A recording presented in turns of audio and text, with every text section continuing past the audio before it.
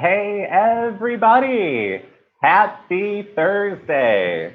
How is everyone doing? I hope your day is off to a good start.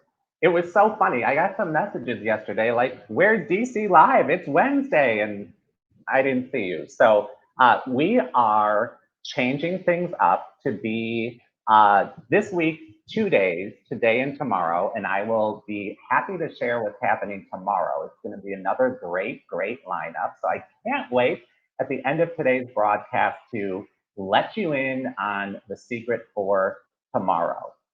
In the meantime, I just wanted to make sure that everyone is doing well and staying safe, feeling healthy. I know there's so many things for us to talk about, and we have amazing friends from around the city, our restaurant industry, so many leaders to talk with today, and I just am so thrilled and delighted that they are here with me.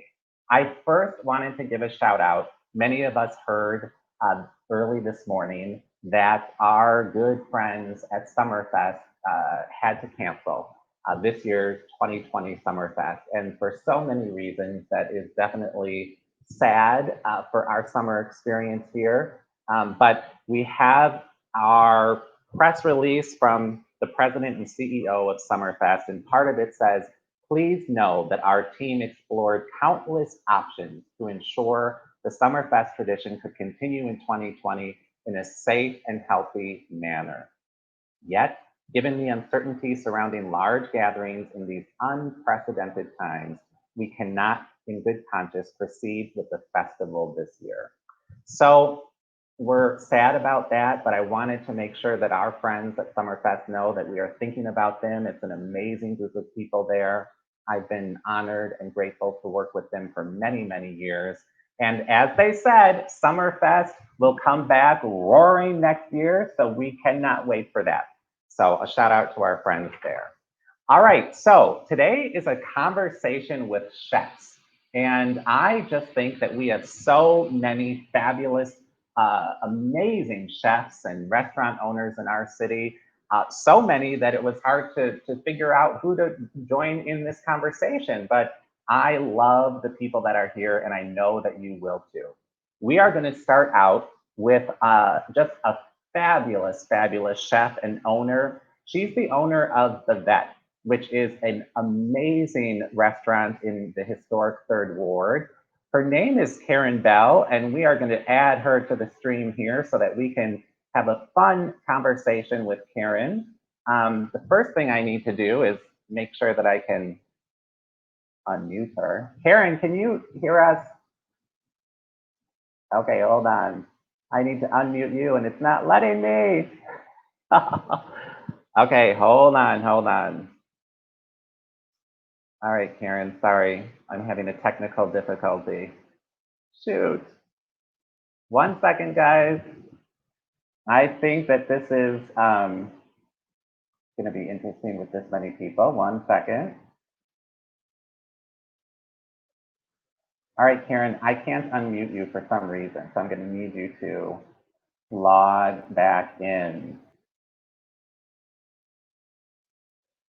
Oh, wait.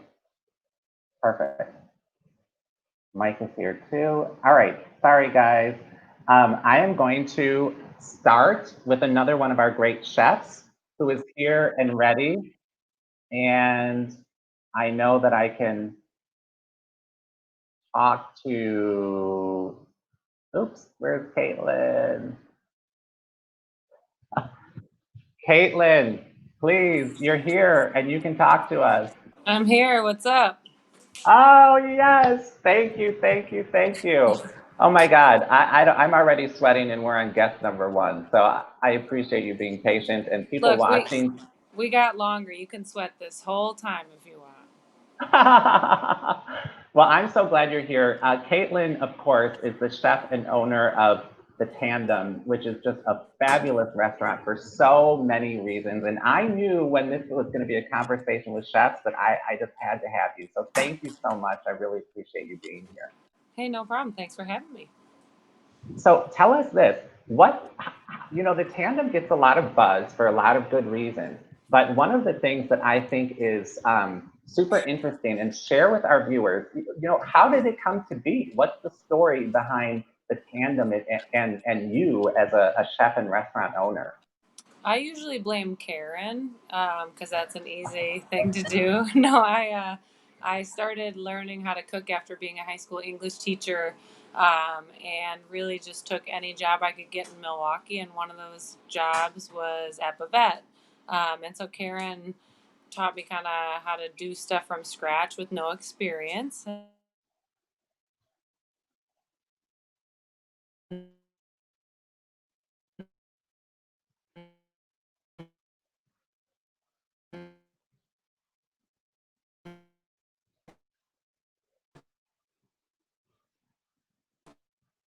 Caitlin, I think you are cutting up a little. David Larson, good to see you. Kim Casey, Rick Rodriguez, excited for this lineup today. I agree. I got to work my way up. Me now, or am I gone? Nope, I can hear you. Perfect. Am I here? Yes, you are here live. Okay, now I can't hear you. Uh, Ooh. I have terrible service in the restaurant, but if you can hear me, nod, and I'll just keep talking. Yes. Okay. I don't know where I left off, but I really just the Tandem actually found me.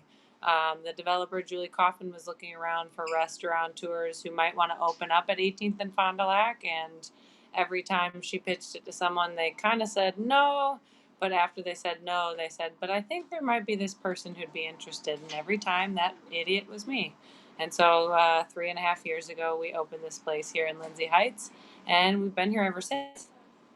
Wow, that's so cool. So are you having trouble hearing me? And I really can't hear you, honey. This Okay, is. Caitlin, I need you to log out. I can't hear And shit. all right, I'm gonna hide Caitlin. Adam, can you text her? Okay. This is so fun, but I've got Karen here, so we're gonna keep going, guys. Hold on, hold on. Okay. Caitlin, are you I'm back? Can you back. hear I'm me? back. I'm back. I'm back. Now I can hear You can hear you, me. and you can hear me. Oh, I To need be a drink. honest with no, to be honest with everything going out here in these streets, I think the cell towers and the capacity for what Milwaukee is used to is just not up for it. People's Yeah, live videos are crashing all the time. A lot of folks out in the streets are using Facebook Live to communicate with one another and make sure the police that's aren't true. hurting anybody publicly. So I think this might happen a lot today. That's okay. We've got viewers who are excited. We're going to keep on trucking. So, as you mentioned, you guys are in Milwaukee's Lindsay Heights, which is just a, Yep. a fabulous location. Tell us a little bit more about the philosophy and kind of the mission of your restaurant.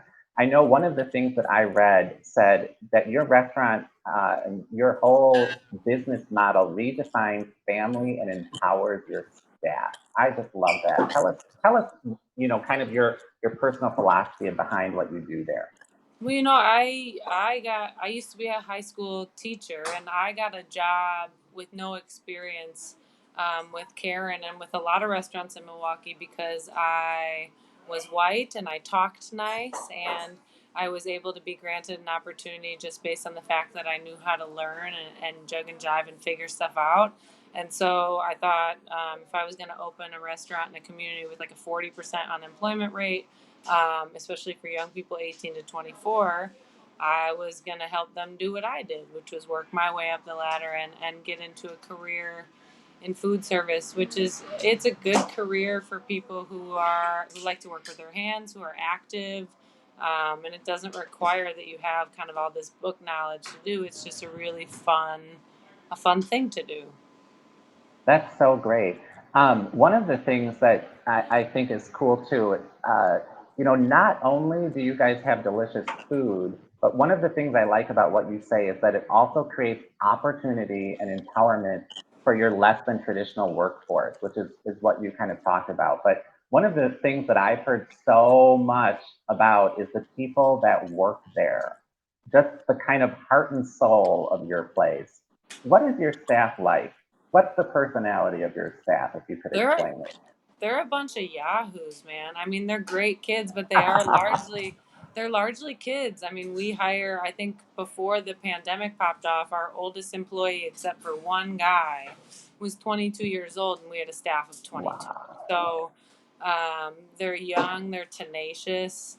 And if they can make it through being with us here for a long time, the idea is that they could go on to a better restaurant. I mean, we're just a fried chicken joint that means well, but we've had kids go on to work with Karen at Bavette. Greg has let kids come in and stage and work with him before. We've had young people at Buckley's, at Uncle Wolfie's. We even, right before the pandemic hit, one of the young ladies who worked here got a job at Sanford. Like, I can't get a job at Sanford. Wow. So the idea, so the idea is to get people out there into that next level, so that maybe someday they can open their own business, or, kind of take what they've learned and move further, higher, and harder.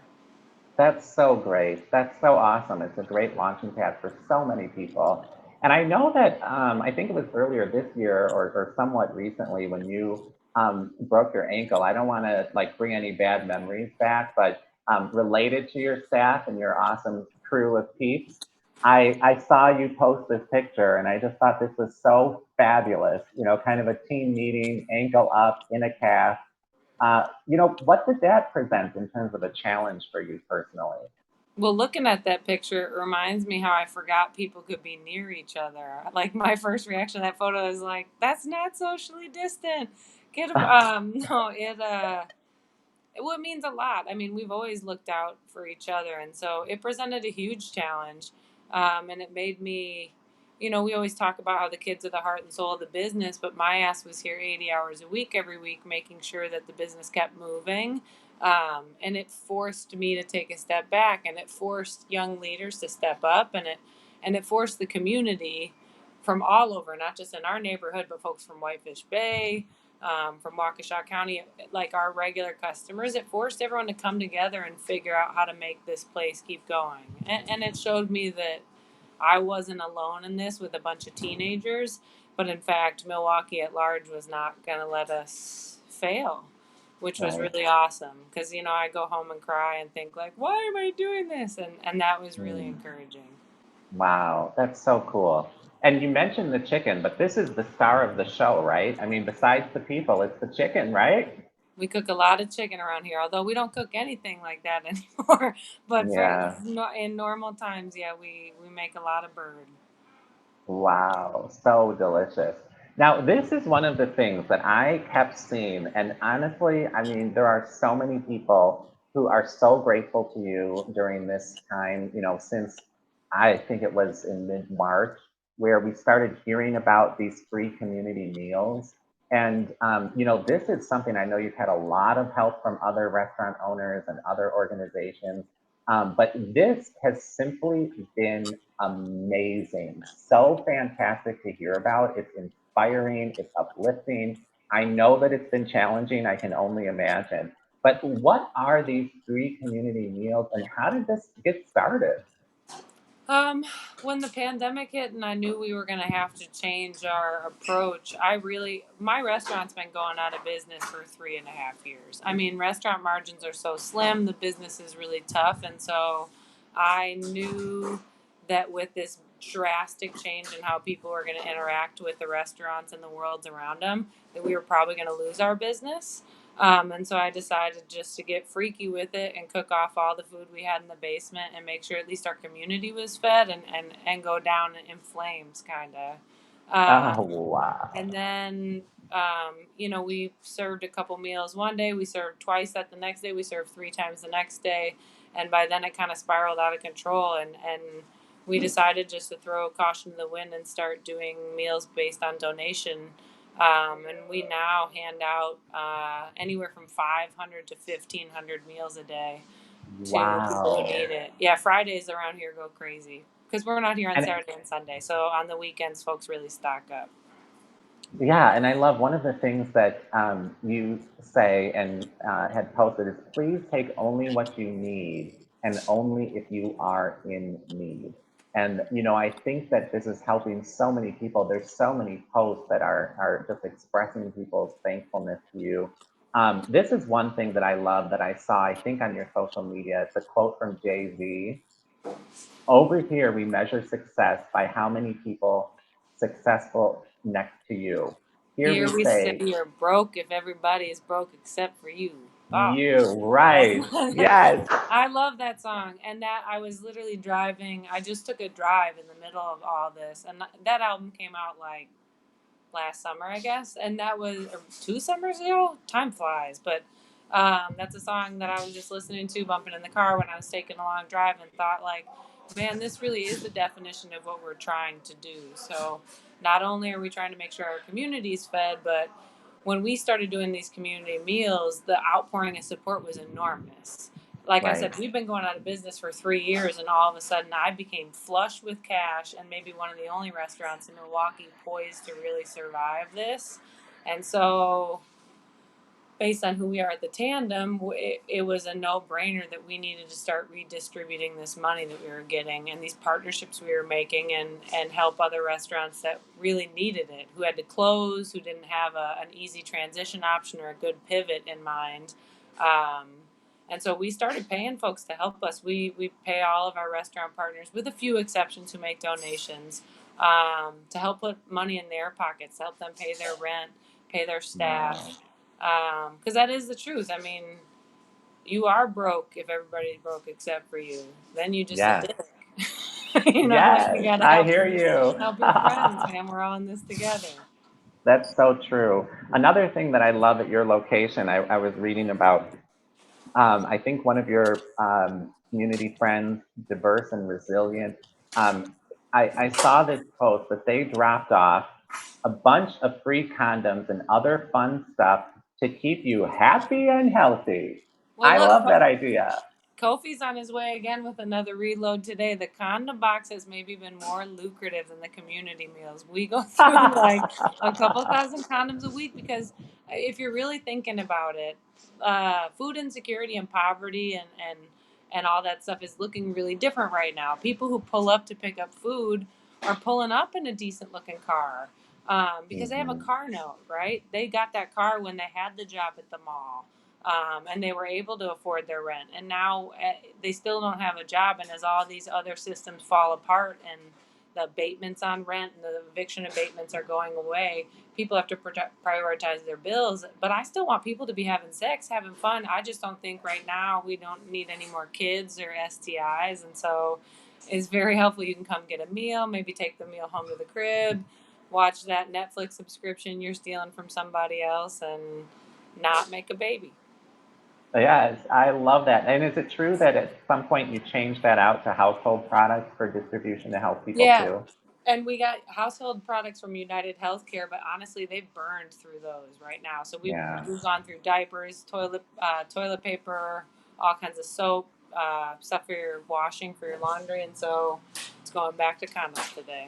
And we have people come every day like, "Where the condoms at?" I'm like, "They're coming again, I promise." That is just unbelievable. I think it's so cool. But the sense of community that you've created, all starting with your love for food and people and serving, is just unbelievable. Tell us about the Jose Andres World Central Kitchen. What I know this is a huge, huge deal. Tell us about that. It's a big deal. I literally, before we had gotten hooked up with them, I had hit up all kinds of national and global foundations saying, like, hey, this is what we're doing. We'd really love some support. We know we're going to have to do this for a while. And to be honest, no one ever got back to me, even though we'd been doing the work for at least a month. And so when the World Central Kitchen contacted me, it was because of Tariq Moody. He's the 88.9 DJ, and he was just Hmm. like sad at home, thinking the world was like burning. All of the people who were dying of COVID-19 looked like him. They were black men. And so he just shot like one of those random emails to like info@wck.org or something, and wrote this big long thing about what we were up to and what we've always been doing. And they wrote back, and Wow. he texted me at like 10 o'clock on a Friday night. I'm drunk as a skunk. I'm walking around the neighborhood having fun. He's like, can you be on a call at 9 a.m.? And I was like, no, I'm tired and it's my weekend off. He's like, no, you need to be on this call. And since then, we've been, really able to expand how much we're able to pay restaurants. It used to be a lesser fee and it used to be not as much help. And now that we can bill the World Central Kitchen directly for the food that we put out, we've got a budget of like $45,000 a week that we're putting out in food to the community and then into the pockets of 40 plus local restaurants. Wow. So I'm just curious, I wasn't thinking of this as a question until we started chatting, but, you know, how have you changed in this experience after having the tandem, everything you've been through, what's happening currently? I mean, how have you changed as a person? I think I'm still the same person, but I've changed my mind about. I've always kind of pursued what I thought was a good idea, um, kind of taken risks that I wasn't always sure were going to pay off. And this is one big deciding to let my business burn in order to help people around me was the biggest risk I've taken yet, and it was the most substantial reward that we've ever had, and seeing that like Wow. if you do what's right you might be rewarded. And I benefit from the fact that I am white, I talk nice, I got a master's degree. Every now and then I'm in the news for helping the hood and all this crap, so I know that I am operating from a place of privilege and that reward was waiting for me on the other side. But it's changing. It's really changing the way I think about everything. As far as like the restaurant um, goes forward, like we're going to be doing these meals for a while, but when we reopen, I'm not setting us up to always be going out of business. We are going to be Right. paying our staff not this little bitty wage that we think is better than nothing or better than minimum wage. We're going to be paying folks a living wage, and I'm going to be paying myself, and we're going to be giving folks insurance and paid time off. Things that really, if we're looking for folks to make a career out of this, are going to be things that are required moving forward. And Right. if we can't afford that, if we can't sustain that, if the city around us and the visitors to Milwaukee can't help make that happen with their patronage, then we're going to close, because I don't think it's worth having a space that is good to its patrons and good to its teenagers in the community without really supporting the next wave of taking care of people. And I'm rambling. Right. Let me have one more sentence. Ah, Restaurants employ a lot of Black and brown people, and restaurants are instrumental to the employment circle that is what the hood needs in Milwaukee and what the hood is employed by and makes its money off of. And we are doing a disservice to people by not compensating them fairly. And I think it's a lot of why people are in these streets, because right now they don't have jobs and the savings they mhm. had was never there, because we don't compensate people in our industry well enough and we don't take good enough care of them, even if we are a family. So it's Wow. changed me a lot. I'm ready to give this shit all up if we can't do it better. I hear you. I hear you. I think that this is just an awesome, awesome inspiration for so many people. We definitely believe in you. There are so many people that just find what you're doing and what your team there, your staff, your restaurant family are doing is just is inspiring to people. And I know there's so many people cheering you guys on, every single one of you. So thank you for everything you're doing. I want to make sure that people keep up with you. So stay tuned for the tandem. There's always new things happening. Um, I'm going to hide you from the broadcast and bring in Karen, but thank you so much. We're going to chat with you again a little bit later. Okay, cool. I'm going to grab a drink of water then. Yes. Take care, Caitlin. All right. So we are going back to Karen. She's here. And I think now she can talk and she can hear Yeah. me, right? Hi. Yeah, I can see you. Yep. Yay. Thank you so much. I Yeah. really love that you're here. Thanks My for having me. studio is down in the third ward. I haven't been there a lot lately, but Yeah. I remember when you came onto the scene in the third ward. I was so curious, and obviously I have enjoyed just tremendous food at your restaurant there. But I think like so many people in our conversation today, not everyone really knows like how did the vet come to be and why? What's the story behind that? Yeah, it's kind of a long story now. We've been there 7 years, but Yeah, I guess, I mean, when it first started, the concept was to be a whole animal butchery. And it's, slowly over the years, or quickly, I don't, however you think about it or look at it, has turned into a full service restaurant. So, at first I said it was going to be a butcher shop with a small cafe, and now it's a restaurant with a small butcher shop. But it's worked out really well for our concept, and being able to get in whole animals and use up the whole animal. We wouldn't be able to do it without the restaurant side of it. So yeah, so it's definitely transitioned over the years and evolved, but today it's, a restaurant with a butcher shop. That's so cool. And one of the things that I love is the environment, in your third ward restaurant is so like laid back. It's super stylish, but it's really like chill and comfy in there too.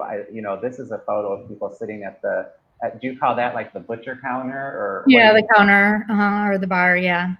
Yeah, it's a really cool environment. And obviously it's something where the guest really sees a lot of what's going on there. How intentional was that for you? It was completely intentional. So yeah, it was, to really to have transparency. If people are going to eat meat, I think they need to understand where it comes from and actually what it is, because I think a lot of people don't even have that connect. There's a huge disconnect.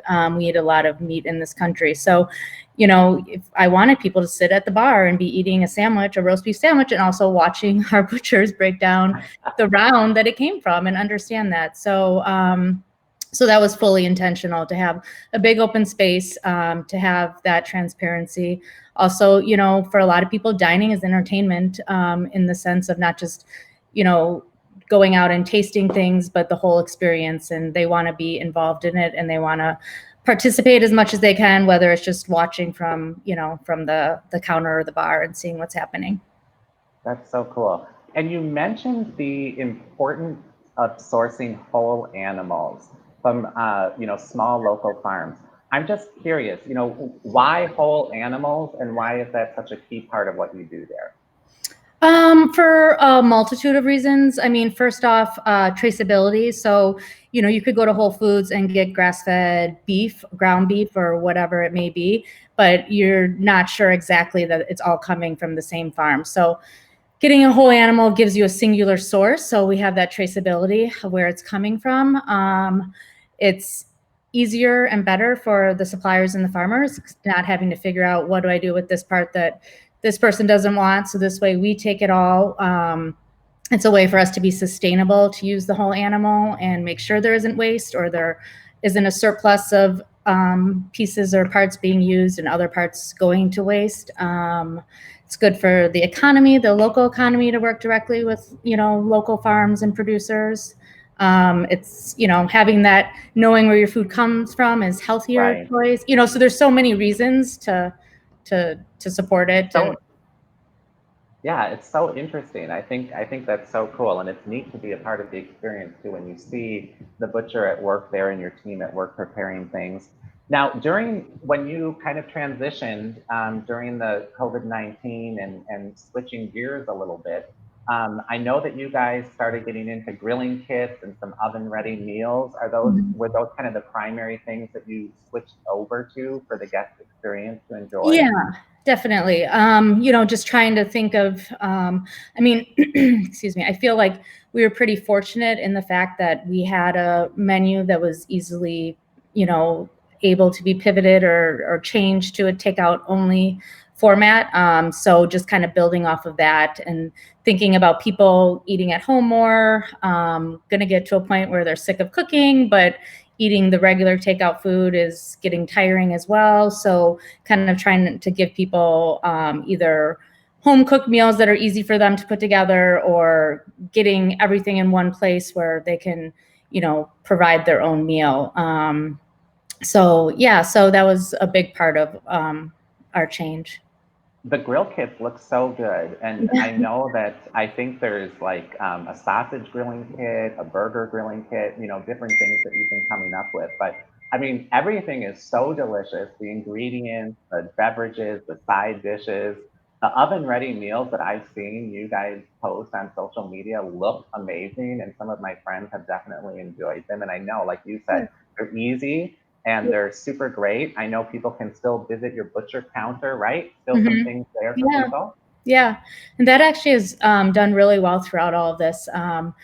I think also there's been some scares about, which hasn't affected us because we work with smaller farmers and producers, so we're not going through the large slaughterhouses or processors. But there still is that fear of having a scarcity of meat or scarcity of food at different points throughout this. Not sure if grocery stores were going to stay open, what they were going to have. So it's been nice for us to be there in the neighborhood. But a lot of people have taken advantage of. We have the meat, but then we also do have some, other retail grocery items that people have come in to get. So. Yeah, that's so cool. One of the things that I know you used to do, I don't know if there's still plans or something that will continue, but I heard that your food and wine trips, is that something that you've done too as part of your food career? Yeah, definitely. I mean, I hope they happen again because we had one in May that got canceled, obviously. But Oh, yeah, it's just, I lived in Spain for 7 years. And when I left there, I was, said I need to figure out a way to get back here on a regular basis and not just say it, but make it happen. So these food and wine trips that, started with just Spain, and now we do Portugal and South America and other places is a way for me to do that. So it's wow. fun. It's great. It's a way to kind of share my experiences of, living abroad and the food and wine of the places that we visit. So. Wow, that's so cool. What is typically the group size for something like that? It varies, but I mean, we've had groups as small as 6 up to, usually it's not much more than 20 is kind of the limit that we do. So yeah, That sounds so cool. yeah, I'm ready they're for a fun. trip, I'll tell you that Right. much. I know. And I know that you've been in, like you said, Spain, Caracas, Paris, San Francisco, Chicago. Did you start in here in the Milwaukee area, or come back here, or what? Yeah. How did that fit into the puzzle? Yeah, no, I grew up here. And Okay. yeah, after culinary school, I went to METC locally here. So after Oh, culinary nice. school, yeah, I started moving around, and that's one of the nice things about cooking is you can, kind of go anywhere and find a job. So started doing that, and then moved back here about 10 years ago. So Very cool. yeah. One of the neat things too that is definitely dresses up the historic Third Ward in a really big way. I'm not sure that everyone even really knows that you are the figure of this mural on the side of what I think is the dye house. But I love what this mural represents, and although your head is not a part of the mural. Tell us a little bit about what this is and why this came to be. Yeah, so basically the owners of the building wanted to pay tribute to what the building was in the past, which was a hosiery dyeing factory that had mostly women working there. So the idea behind it is to pay homage and tribute to working women, specifically of the neighborhood and more broadly working women everywhere. So my head isn't there because it's not about me. It's representative of all women. And I definitely have some working hands. Yeah. I'm not going to be a hand model. This is the only time my hands are going to be focused or featured on anything. But yeah, and so yeah, I think it's a really cool thing, and it's I think what it speaks to is great. And it's like I said, it's not about me at all. So there was no need to to put my head up there. In fact, I Yeah. probably wouldn't have modeled for it if they did have my head up there. Yeah, that might be a little, Yeah, that's big. That's really yeah, big. yeah. So maybe a good choice there, but it really is beautiful. And what it stands for, like you said, is fantastic. James Beard nominee, I think twice, right? Yeah, 3 times, I think. 3 times. Yeah. Very cool. That's Yeah, exciting too. What yeah. what is that like in terms of your career? I mean, it's an amazing honor. It's not really why you do it, but it feels really good to be validated in that way. But yeah, I mean, it's it stirs up a lot of emotions. It's very honoring and exciting. It's also stresses me out and is scary, and I don't like the spotlight, and but overall it's just I mean, it's a huge honor. I don't even really know how to put it into words. Just it is amazing. That's awesome. Now, what are you thinking about getting back? Do you have any idea, anticipation about kind of getting the restaurant fully open again? What are you thinking? I don't know. It's tough, First of all, there are really no dates at this point. Secondly, there aren't a ton of guidelines for the city of Milwaukee at this point. And although I see both sides of the conversation, I have to do what's best for my staff and my customers. And at this point, I'm not really in a huge rush to open the dining room until we're sure that we can do it in a safe manner for everybody. So I'm not sure exactly what that looks like. I think summertime will help, obviously, here where we can focus on more outdoor dining. But unfortunately, there are no real answers right now. Right. I just have a quick question. I'm not sure who this gentleman is, but I have always been intrigued. Who is this man who is so artfully craftful in Yeah. his way Yeah. that he butchers? He just What is his recently name? retired. It's Bill Kreitmeyer, but he recently retired. But he was with me from day one. He called me up before I opened. He had read some little article about me opening the butcher shop and had been, butchering his whole life from Germany, and happened to be looking for a job at that point. And so Bavette would not be what it is without him. Was amazing, and I learned a ton from him. So Yeah, I was always curious, who is that man? But he was always just so attention driven and detailed. And he's fun to watch. yeah, It's quite an art. Yeah.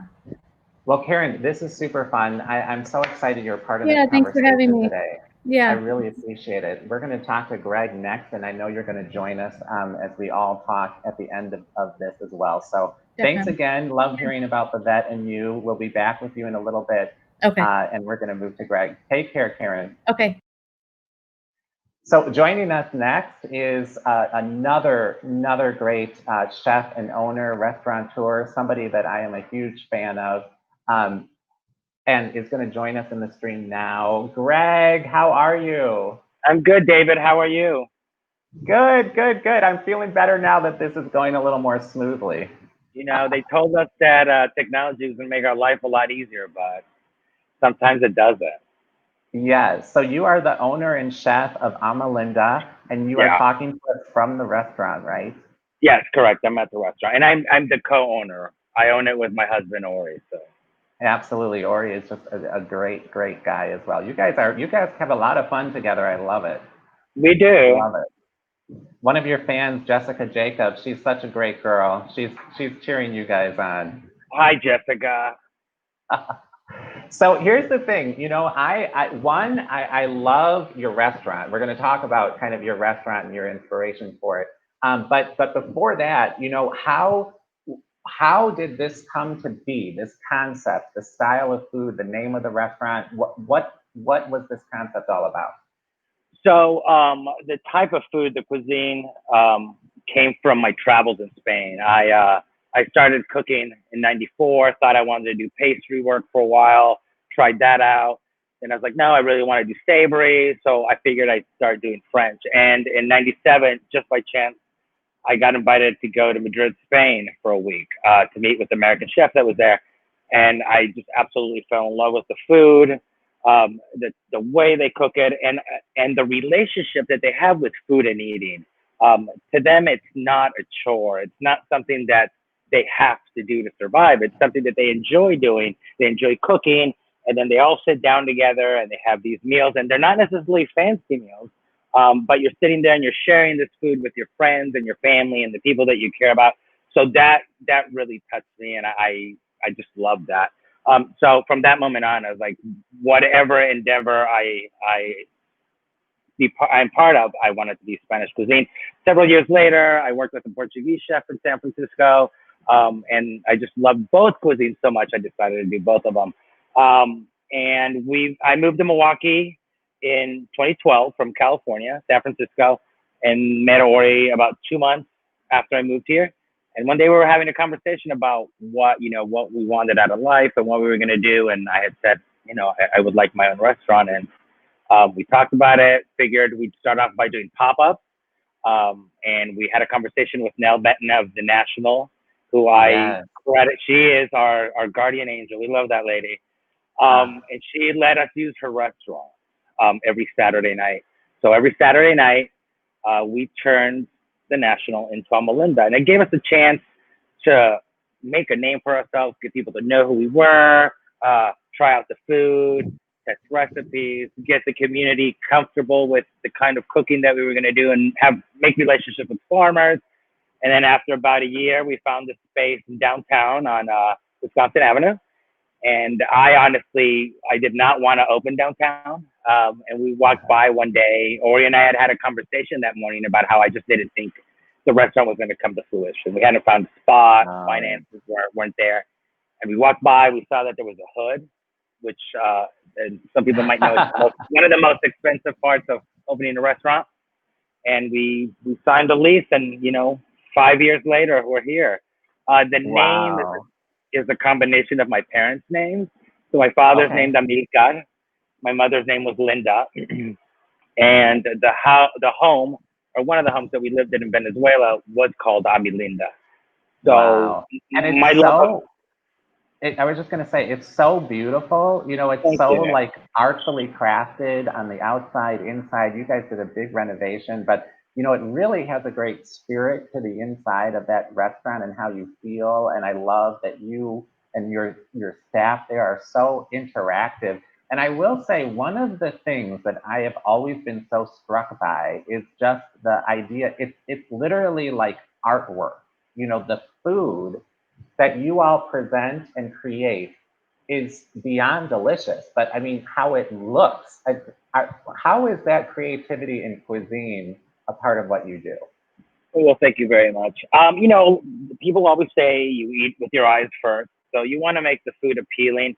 I'm not a fan of a lot of bells and whistles on food and on your plating.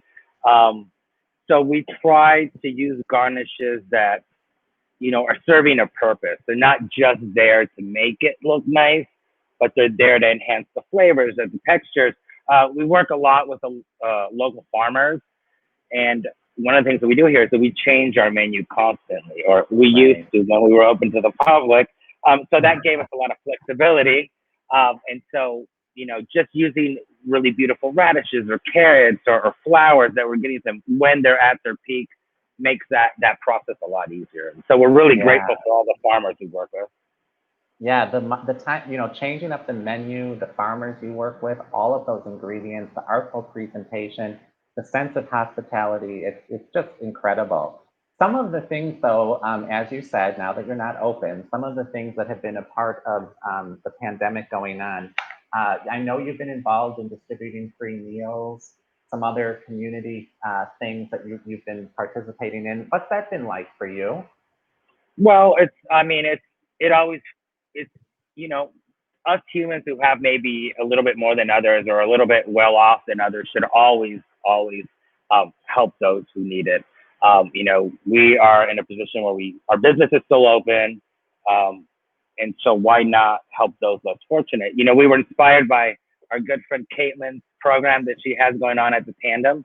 So a pastor that we know, Pastor Karen, came and approached us and said, let's do this on the South Side.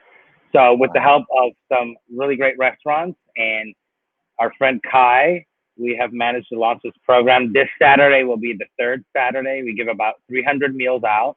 All the food is prepared by local restaurants. And in turn, we can help those restaurants, they're making food for people who don't have much right now. And then we're able to pay these restaurants and maybe help them a little bit now when, they're not also able to be open to the public. Yeah, that's so interesting. One of the things that I know you've been pretty active about, and I'm curious if you can share with our viewers some of your insight about Postmates and some of these other third-party delivery services that a lot of people have used during this time for delivery. What should we know about that? they're not always super beneficial to the restaurant. And depending on the app, they're taking a chunk of money out. And then you also, I'm handing my food to somebody that I don't know, and I'm trusting them to deliver it to somebody who's purchased it. Um, we don't know what's happening in that car. And not that I'm saying stuff happens, but especially Right. now, you have to be extra careful. I'm not a big fan of it. All of us have approached us since they've launched, and it's just not. I say if you want to help restaurants right now and also eat your favorite food, just order directly from the restaurant. They'll be happy to see you, and they'll be happy to hear from you also. Absolutely. Order direct, my friends. That's the best way to do it. And I don't know if this is something that you have information about yet or not, but I know that you guys kind of posted a survey to see general feelings maybe about customers and community about coming back and reopening. Have you learned anything yet from any of those I comments? mean, I wasn't really surprised by any of the results. A majority of people said that they would wait even after the opening date, which my understanding, I just saw it. Apparently, the mayor has said restaurants and bars can start opening tomorrow, Friday at 2 p.m. at 25% capacity. So that was one of the questions we had asked. We said, would you run to your favorite restaurant? And a majority of the people said no, that they would still wait a couple months. We had people, one of the questions we asked is, would you continue to order takeout from a restaurant if it opened immediately? A lot of people said they wouldn't. A lot of people want to see servers wear masks. They want to see less contact when it comes to paying, disposable menus, more spacing between tables.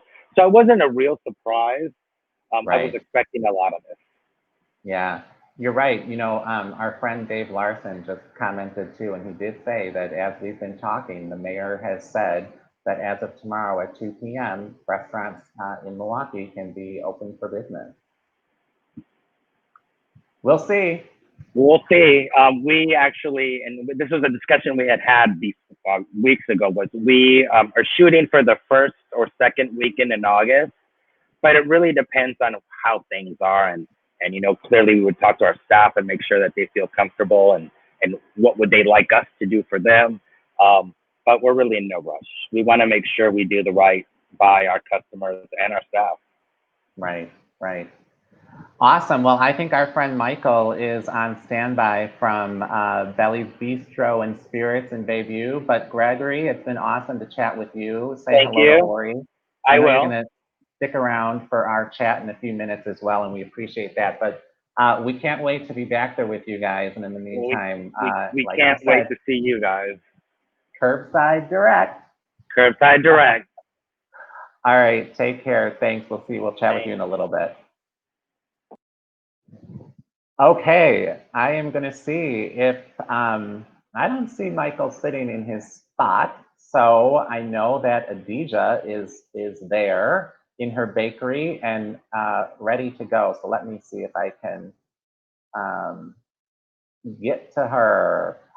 This is somebody that I have heard great things about, and meeting her is going to be so much fun for all of you. I can already tell she's got a funky spirit that I just love. So we're going to pull her into the stream, but this is Adija Smith, who's the owner of Confectionately Yours. How are you? I am awesome, David. How are you? I'm doing so great chatting with all of you, and it looks like you are there in your bakery, right? I most certainly am. I'm working under a little pressure right now, but that's when the magic usually happens, when we are under pressure. That is true, and I know that you have some deadlines that you're meeting, so I appreciate your time today. I just knew that people would love to meet you. Absolutely. Thank you. Now, your bakery is located in the Sherman Phoenix, is that correct? That is correct. The wonderful Sherman Phoenix, right in the Sherman Park area. We are located right inside, and we are so happy to be here. That is so cool. So for viewers that might not know, tell us about that project, the Sherman Phoenix. So the Sherman Phoenix was a development that was created after the 2016 Sherman Park riots. After the officer-involved shooting, there was a lot of rioting in our community, and the people were really out here coming from a place of pain, just so many different emotions. And during those riots, a lot of buildings were destroyed. One being the M&I Bank building, which is a historical building here in the city. This building is over 100 years old. And after really looking at the scope of things, Joanne Sabir and Julie Kaufman, who are two phenomenal women in business, they decided to find a way to bring back love, joy, and hope again into the Sherman Park area and really show people that we can create a positive place out of something that seemed so tragic at one point.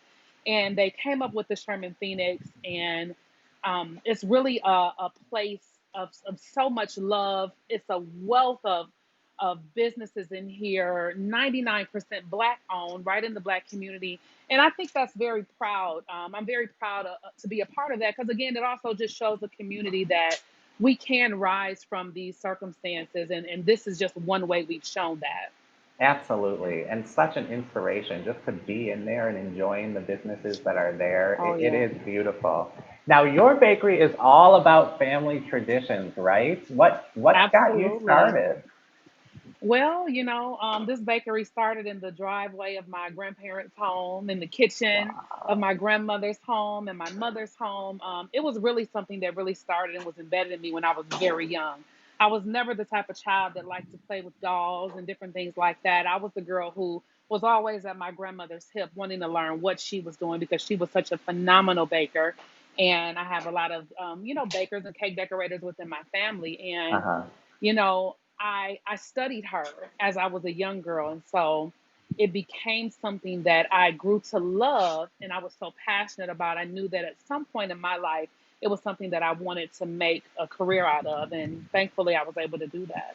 Yeah, that's so cool. And now you have a great family of your own. I think that you have such a good looking family, first of all. Well, But thank you. do your boys and your husband just love the bakery too? Oh, yes. My boys spend a lot of time here when they are not in school. They work, they interact greatly with the customers. My oldest son, Xavier, he is probably a customer favorite. I get a lot of reviews about how well he handles the customers, and he's quite a great salesman. So, Oh, and they are very much so involved. My younger son, he's so charming, and so people come to the bakery and they see that family atmosphere. I have my nieces that are working here. My staff is predominantly the younger generation, and so they see that, and it is definitely a family oriented environment for us as right. well. Yeah, that's so cool. And I read that on your website, I think that everything that you make is made from the finest ingredients and a limitless amount of love. Well, you better know it, because if you don't have love, then it's not gonna taste the same. And that's one thing my grandmother always taught us: when you do anything with love, whether it's baking, cooking, singing, praying, whatever it is you do, if you do it with love, people will tell the difference. I can just, I am sure that that is for certain. Absolutely. Now, what are some of your specialties? I read a little bit about your famous nut brittle and your marley paws. Oh yeah, those are definitely some of the go-to items for a lot of our customers. But we are also very known for our Southern style desserts, from our peach cobbler, our caramel cake, German chocolate cake. Our signature six cookies is a very popular line here at the Confectionately Yours, and everything has its own uniqueness to it. But everybody likes something different, so. I tell people all the time, if you come to Confectionately Yours, you'll find something that's just for you. And now you have, besides some of the things in your regular bakery, I know that you and your team are working on something special as a cake right now, but custom cookies and cake orders for parties and Yes, events, those are all things that you love to do for customers too, right? absolutely. I am a self-taught cookie artist. I had the opportunity to go on Food Network a few years ago, and that was a wonderful experience. I taught myself how to design cookies, and after a really good friend of mine really pushed me over the ledge to really try out for the show, um, things worked in my favor. They chose me for the show, and it was a really awesome experience. So, in addition to custom cookies, we do custom cakes here as well. just anything, whatever the people ask for, we can give them a little bit of something. Yeah, I love that story of you on Food Network. That is so, so Thank cool. you. The other thing that just really touched my heart, and I knew I needed to talk to you, was when I heard about what you were doing with Cookies for Healthcare Heroes. Yes. I know you were busy, busy packing up some cookies. Oh What yeah. was this? So the cookie drive was developed several weeks ago, right after the COVID-19 pandemic really just kind of stopped the world. And our doors closed on my son's birthday, March 16th. We had to shut everything down, and we had a great amount of inventory. And so my girls and we were here, and I said, well, we don't want these things to go to waste, so we're going to find some different things to do with it. Just so happened during that time, one of my very close friends, her husband had been diagnosed with COVID, and he was fighting for his life. And talking to her, she always talked about how great the medical staff was handling his care, and how she would see some nurses there, they would be there 24 hours. And it just really hit my heart to say, you know what? Um, if One thing I believe is that, a sweet treat makes people smile. It changes the mood of things. And so I told the girls, I said, hey guys, we're going to do a cookie drive. We're going to donate cookies to healthcare workers. We're going to ask people to help us by giving donations. I reached out to my social media outlets and I said, hey, this is what we want to do. Can you help us? I asked my staff that was still here. I said, our doors are closed and we're not making the money, but would you be willing to give of your time? And they were all in. And I said, you Wow. know what? We're going to do it as long as we can come in here, make cookies. We're going to keep making them, and we're just gonna find a way to put a smile on their faces. A little bit of kindness goes a long way, and I think that's what this world needs most right now, is for people to just show love to one another, be kind to one another, and I'm sure that we'll begin to move forward, but we have to be on the same page. This pandemic has really shown, and I hope it's shown people who didn't know before, that no one is exempt from what's going on. We are all in this together. Anyone can be affected by it. It doesn't matter if you're black, if you're white, if you're Hispanic, if you're Asian. Everyone can be affected by this. And if we focus more on what we have in common instead of what we have different, then we can get so much further, and we can move further. So that's my hope. The cookie drive is just something to say, you know what? We want to bless anybody and everybody that we can, one cookie at a time. That is so great. I love those words. A little bit of kindness, understanding, getting on the same page, lots of love. Absolutely. It's so true. No one is exempt in so many ways, and it's not just about COVID. So Right. I just can tell. And isn't it amazing and fascinating? I'm wondering if you've experienced this, that doing what you love and sharing it with people, like what that turns into. I mean, did you ever think that Oh, cookies and cakes were going to turn into like this kind of a life experience for you? David, I didn't. I'm just a city girl with country roots, and I I've always been taught to work hard, and that I would have to work hard in life, because the truth of the matter is I don't have the same luxuries as some other people. I grew up right on 27th and Locust.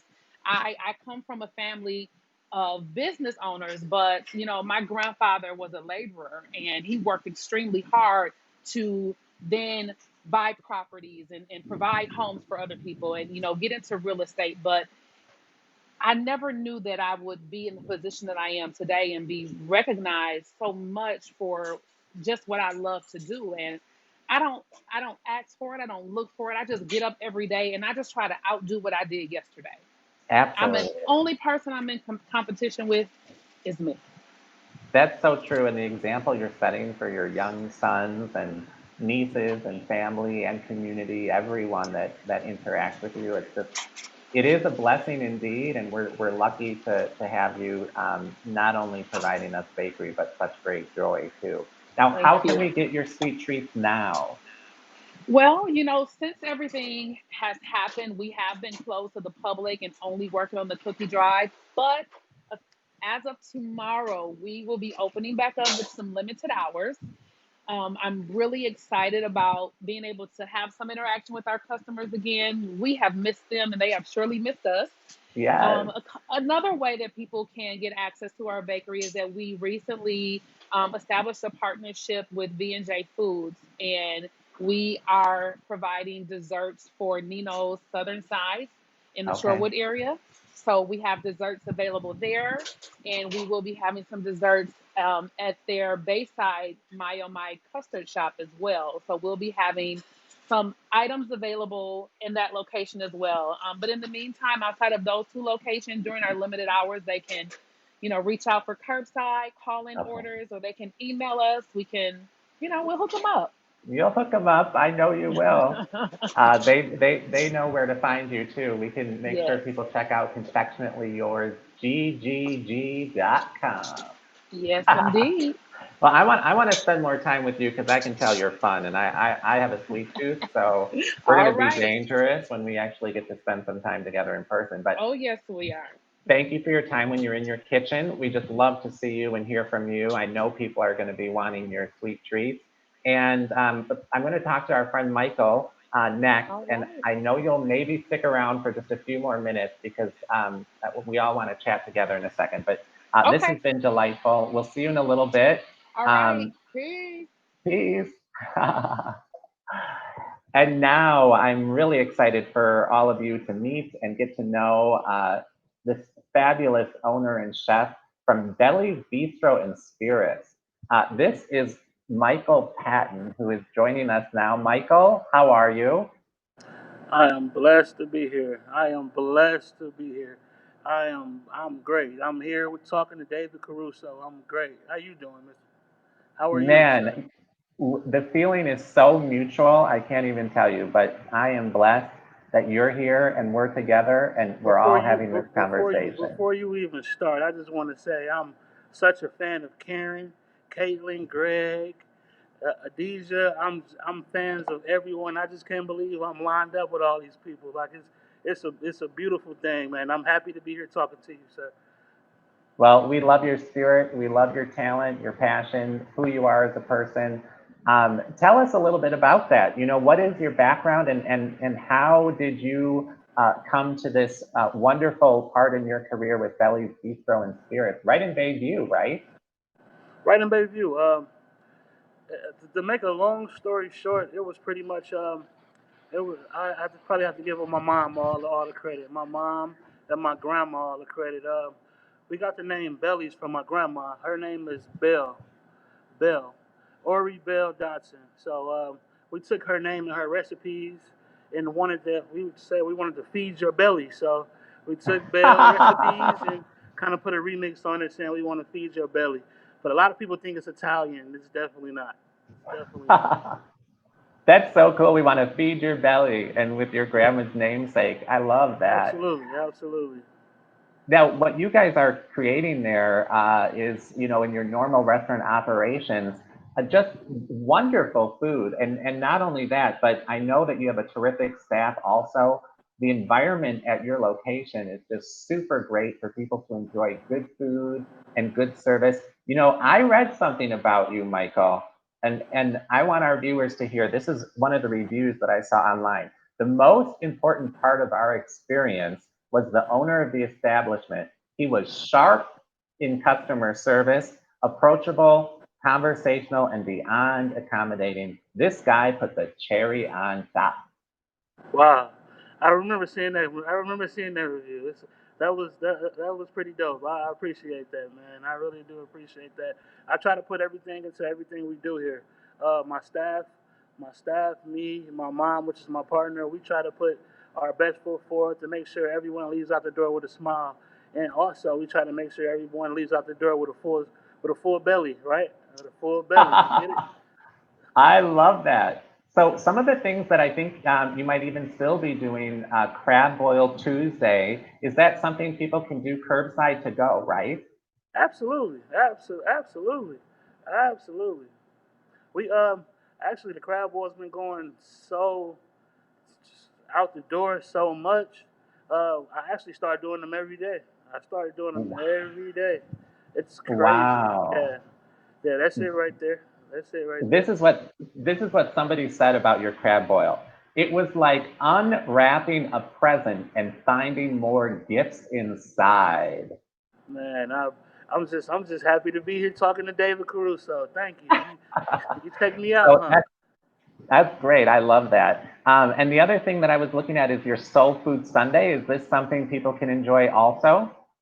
Also, yeah, every Sunday we do it's pretty much it's pretty much our regular menu because we have everything that's on the Soul Food Sunday menu on our regular menu. The only things we don't have that we include on Sunday is collard greens, sweet potatoes, and beans. But other than that, we have everything on our regular menu already. But they want the greens. They come for it. They definitely come for it. Wow, that's so cool. Another thing that I was looking at is this 2.5 pound lobster tail, and some of the pictures I saw of it were actually like flaming as people as it was presented at the table. What is that about? And I'm going to try as you're telling us to show a video, but We it might uh be. We that was the 2 pound lobster tail was actually a chef special. Every week I try to give like the kitchen some type of freedom where we can try to come up with something creative and different and dope every week to try to keep it live. You know, to try to keep it just spice it up just spice it up a little bit. And our flaming lobster tail is actually on the menu. It's on our regular menu. We light it up, but then we pour our garlic butter. We put it out with our garlic butter sauce, and it's amazing. But the chef special that week was a 2 pound lobster tail, Oh, and our regular lobster tail is an 8 ounce. But we went over and beyond with the 2 pound lobster tail. Um, we had our chef specials. We had shark. You name it, we had it already. Yeah, we did everything. Yeah. that is so cool. I know that there's a video on YouTube of that amazing lobster tail on fire, like you were describing. For some reason, I'm having trouble getting it into the broadcast, but it's definitely worth checking out. It was so impressive. The presentation value, besides the taste, is super cool. I appreciate that. I really appreciate that. Now, what are some of the things that you are looking forward to experiencing again when you're back open with your customers? Say that one more time, sir. I'm sorry, I didn't hear that. What are some of the things that you're looking forward to the most when you have customers back in your restaurant? I just look. My main thing is building relationships with my customers. I like to get to know my customers. I just like to get to know my customers, and I like them to get to know me. So it's just pretty much genuine. Like when people come through the door and know who they are, and they get to know who we are, and get some good food. It's just relax and get some good food. You know. Absolutely. What's been one of the biggest challenges for you during COVID and recently? The biggest challenges between COVID, that's easy. Bills. Oh Bill- God. Bills Ah, don't stop. Bills don't stop. But you got to figure it out and keep it going. But I just want to give it definitely props to Caitlin. I'm one of the restaurants. She helps out. She helps us out over here a lot. And big props to her. Caitlin is a good person, and all props to Caitlin, man. Thank you, Caitlin. Thank you, Caitlin. Thank you, Caitlin. she's definitely doing great things, as are you. You know, one of the things that I was intrigued by too, as I was looking about having this conversation with all of you, and something that I think is super important and critical, especially now. I definitely think that one of the many ways that we can all work to combat systemic racial inequality is for sure by simply supporting one another, and especially putting your mouth where you're putting your money where your mouth is, and making a commitment to support Black-owned businesses.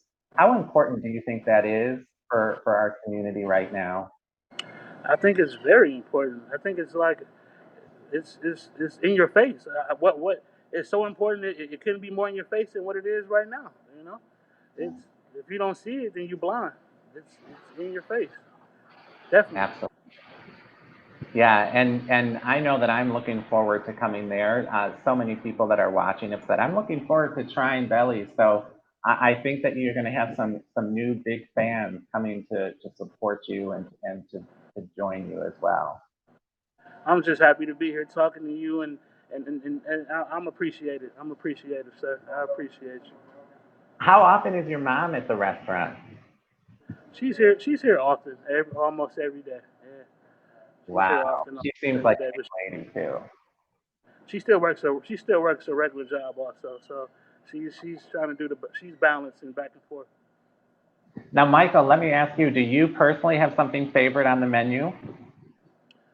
My favorite thing on the menu would probably be our lobster mac and cheese. Yes. Lobster mac and cheese, but it just changed. I'm happy you asked me that. Right now we have a grilled pork chop, best pork chop you ever had in your life. Best pork chop Wow. you ever had in your life. Wow. That's so cool. Well, this has been so fun. I'm going to bring some of our other friends back into to Right. our chat. I want to make sure that people definitely check out your location in Bayview. Uh, Belli's MKE, BELLISMKE.com. That's correct. Great things to find on the website, and they're going to be checking you out. All right. I'm ready. I'm here right now. Awesome, awesome. I'm going to have Greg and Karen join us. I know Caitlin's there too. I'm going to pull in our friends. I think we're all here. Greg and Karen, can you hear us? Yep. Yep. Okay, perfect.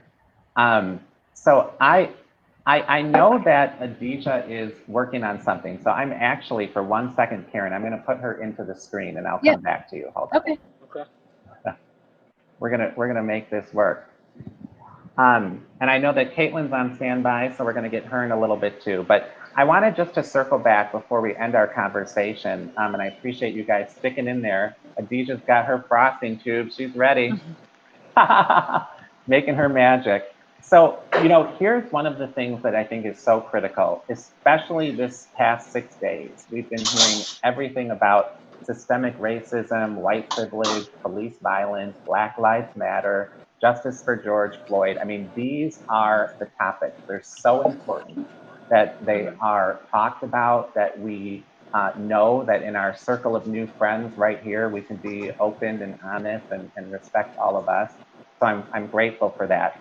One of the things that I read on Vox.com, VOX, it said this, and I want to take a minute to read it to get your feedback. When we have frank conversations about Black lives and the role that every white person plays in systemic oppression, it's not an insult, it's not an attack, it's a reality. And so we can ignore reality or we can face reality, because only when we face that, only when we give ourselves permission to forgive ourselves, to look forward from this day, forward for permission to become better partners and co conspirators in the movement, permission to educate yourself, permission to grow, that is being a good ally. We don't need you to carry the burden of your privilege. We need you to acknowledge it and to use your privilege, promote good, and to fight oppression. In a nutshell, is that something that you think is helps to put some thought behind this whole conversation? Maybe Adija, any thoughts about that statement too?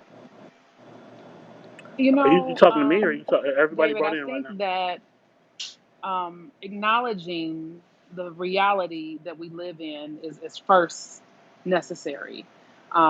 I've had a lot of different friends reach out to me over the last week, my children's school. Um, and the reality is, we have been living in a society where Black people are not equal. It has been something that has been going on for years and it still exists. Racism still exists. And it's very unfortunate. But I was having a conversation just yesterday with someone, and what I mentioned to them is that, the social injustices, hatred, um, inequality, all of these things are taught. You are not born to hate people. You are not born with a being prejudiced against different people for whether it be their ethnicity, their sexual orientation, their religion. These are learned behaviors. And until we acknowledge the fact that it is an issue, and then stand to a code of ethics. There should be a code of ethics. Stand with what's right. My parents and grandparents have always taught me you treat people the way that you want them to treat you. Because at the end of the day, we are all God's children. We all bleed red. Every opportunity that I have been afforded, I have worked tirelessly for. It was not handed to me, but I have some of my friends in the industry that I say, you know what, Adija, I know that I have white privileges, and it's unfortunate, and I'm sorry for that. But I also don't blame everybody for what's going on. You know, I think that the acknowledgement of it is necessary, and you have to stand for something or you're gonna fall for anything. So Right. I stand with the protest, because all that we want to do as citizens is live a peaceful, equal life in love, harmony with everybody. And Right. the reality is that the black community and the black population does not have equality in Right. the world, period. And it's the truth. Right. Definitely powerful words and just so necessary right now. And we really appreciate that perspective. Gregory, certainly feel free, any comments you have, but what do you think people are crying out for right now? I mean, I think people are just calling out for equality. Everybody just wants to be treated the same way and have the same rights. And um, I'm not going to stand here and pretend to speak for my black friends because I don't know what it's like to walk in their shoes. But one of the things I believe you said when you were reading that article is that it's not to carry the burden of your privilege, but to use it to help advance other people's causes. And it goes back to what we were talking about earlier. We right now are in a position where we can feed other people. So why wouldn't we? I should use my privilege to help those who are less privileged and help them advance their cause and hopefully make their lives a little bit better. Yeah, absolutely. I'm gonna pull in Caitlin for just a second too. I think that she's back with us. Caitlin, can you hear us? Caitlin, can you hear us? Maybe she can't. But Karen's here, so I'm going to bring Karen in too. And hi, Adija. So, Karen, I am curious from your perspective too. How are you in your own personal way dealing with some of these challenges about right now thinking about George Floyd, the protest, white privilege, systemic racism? What are some of your personal thoughts right now? Yeah, I mean, it's hard to put it in words. I think as a business owner and someone who has a bit of a platform in the community through social media, it's important to, voice your opinion and what you think, which we've done a little bit, but I think it's also important to leave enough space for other people to be heard, especially Black voices. And I think as a white person, it's important to maybe sometimes talk less and listen more. And I think it's important for us to educate ourselves on systematic racism, institutional racism, because that's really what this is about. On one hand, it's like racism as like, a white person not liking a Black person because of the color of their skin, but it goes so much deeper than that. It's embedded in our history and our society. And so it's just trying to figure out there's a lot of work that needs to be done and figuring out the best way to go about that. It's tough, but it's trying to be supportive, but also give enough space to, important voices. Yeah, absolutely. That's such a good way to say it, to give space to important voices. And I want to bring in Michael again, and I'm going to try Caitlin. So hold on one second, Karen, but I really appreciate that insight too. Let me see if Michael, are Are you able to hear me, Michael? Yeah, I hear you. Can you hear me? Yes, and I'm going to get Caitlin in here too, and make sure that she's hanging in there. Hi, Caitlin. Caitlin, can you hear us? Ooh, I think she's having. I can hear you. Okay, perfect. So here's something else that I just wanted to. Not hear me? I can hear you, Caitlin, but I think you're having issues with the quality of your connection. Michael, this is something that I was also reading. It says, being an anti-racist is an action. It's a verb. It's not something that you just learn and you stop. It's about how you change your behavior every day, every week, every month, every year to move your community, your family, yourself forward to a more just and equitable society. Do you think that if we all kept that in mind, we could definitely make some difference as a community? Absolutely. I think it's conversations that need to be had. I think it's meetings that need to be had. I just think something's need to happen. Just something's need to happen. It all starts somewhere, and I hope this spark that's sparking right now is a spark, but it's been sparking for a while. When is it going to change? You know, when is it going to change? Did you see? Did you see that man? His knee on that man's neck. Mm. Have you watched the video? Did you see that man? His knee on that man's neck. That's It's crazy. so it's crazy. It's hard to watch. It's so sad.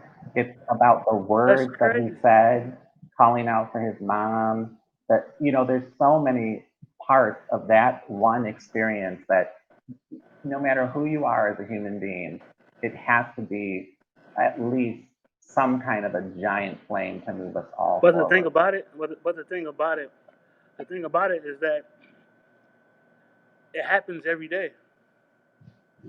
That just was caught on video. It happens every day, So it's just crazy. Something has to happen, Something has to happen, and I think it starts with them conversations. So let's. I hope it works. We gotta push forward the effort to make something happen, and because that was bullshit. Right. I agree. Conversation is so key. Michael, I really appreciate that insight. We're going to be having conversations at your restaurant. I know it's a safe place and a place that we can all come together as a community to definitely make a change. Yes, sir. Awesome. Thank you, my friend. I really appreciate it. My man. Yep. I'm going to be there to get my full belly. I got you. I got you. I got you. You're the best. I just love it. Thank you, sir. It's been a pleasure. I'm going to check on Caitlin real quick. Just because she's been such a trooper. Caitlin? Does it work? Oh, praise the Lord. Hey! Yes. I've seen you in the background moving around doing, I I've really tried appreciate every it. spot. This is a dead zone over here. You're the best. Before we go, I just, we've talked about our friends, and I know we're over time, so I just wanted to get your input. Right now, I know you've got a staff that's hugely affected by a lot of issues regarding racism and things that are so upfront now as they should be and need to continue to be. What do you think people are crying out for, and how can we be helpful? I think people are crying out for a change in the way that the systems that we operate in exist. And I think really, if you've been to a rally, if you've talked to a person of color who's been affected by police violence, which is everybody, what people really want is not some grand idea of getting rid of racism. We want to defund the police department. There's no reason there should be cops in schools. There's no reason that people should not be able to have masks to deal with the public health crisis, but the cops can be dressed like a SWAT team in 30 seconds. The way that we've militarized our country that disproportionately affects Black and brown people is something that I think, above all else, people want to change. People are going to be racist assholes. People are going to believe what they believe. But if you don't put an AR in their hand, a bulletproof vest on them, and a riot mask, it's a lot less likely that somebody's going to end up dead. Yeah, it's so important. Everything you said and what other people have definitely contributed to the conversation today also. But I really, really, really appreciate it. And I just have to say once again, the things that you're doing both for the community, for the people that work for you at your restaurant, for your customers, everything is just really to be admired, and it's a big inspiration. I can't wait to be there. And I'm super grateful for your time today and to connecting me too with some of our other guests. So thank you. You're a trooper. You're awesome. And you're a Shiro. We appreciate you. And I will Thank you be for seeing you having me. very soon. All right, Thanks, be safe, Caitlin. David. Be safe. Thank you. Thank you. Oh my God. So I know we went over time today, but there were so many people. I just want to give a shout out because I know that I just have to say something to Adija one more time. She's right there. Adija, we're new friends now, just so you know. Hi. Hey, I am welcoming my brother. All right, I'm going to be there. But hey, continue to be blessed and to share your blessings. It really was wonderful. Thank you so much. Thank you. It was a pleasure. Thank you so much, David. I look forward to seeing you in Absolutely. person when I can hug I'll and be touch there. without Thank masks. you. Bye-bye. Bye. So fun. I want to say goodbye to Greg real quick. Uh, right there, live from Amilinda on Wisconsin Avenue. Greg, say our good wishes to Ori too. We're so happy for you and Ori and your staff. You guys have really persevered. I know it hasn't been easy, and there are definitely more challenges on the road ahead, but you guys always do such a great job to both balance your desire to do good for the community and your staff and yourself. So we appreciate everything you're doing. Well, thank you very much, David. Thanks for doing this. We really appreciate the platform, and hopefully we'll see you at Curbside at sometime soon. Yes, I think I'll be there. I really appreciate it. But take care, sir. It was good to see you. Likewise, thank you. Karen, I also want to just give a big shout out to our friends at Bavette. Thank you for being here today. Thanks for having me. Being patient as we got through these conversations. They're very important to have. We love Bavette. We love what you guys are doing. We're so intrigued. I want to be on a trip with you soon. For sure. Hopefully it happens sooner than later. Absolutely. Enjoy your summer. I really appreciate your time today. Thank you. Thanks for having me. Absolutely. Thanks, Karen. Okay, so that's the end of our Thursday conversation. Oh my, that was a big conversation. So thanks for hanging in there with us. I know that there's a lot going on. I just want to share with you tomorrow, 2 o'clock, Facebook, same time, same place. Events by DC, 2 o'clock, Facebook, Raina Andrews and Vivian King. This is my conversation with authors. These two women are fabulous. Great, great people. I know you're going to love the conversation. So that's tomorrow, 2 o'clock. Everybody, be well, be safe, take good care of each other. Thank you for joining me on DC Live. And we will see you tomorrow with our conversation with authors, Raina Andrews and Vivian King. Have a wonderful rest of the day. Bye-bye.